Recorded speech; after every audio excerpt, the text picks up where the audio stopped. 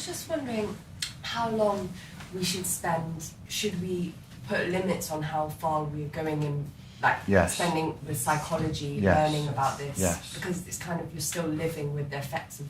Yes, you should just do therapy and don't consume online content related to narcissism.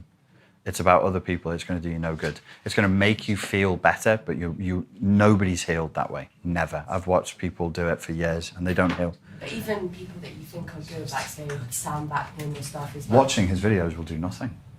Yeah. Nothing. Watching my videos does nothing. Watching my videos does nothing. Watching my videos does nothing. Did you get better watching my videos? No, you felt better. You didn't get better. You didn't get better. You didn't get better. I felt like comforted. Yes, Someone gets it. Yeah, you can be comforted. So I would permit you 3 weeks of comfort, but you have to do the work. You have to do the work. You have to do the work. You have to get in there.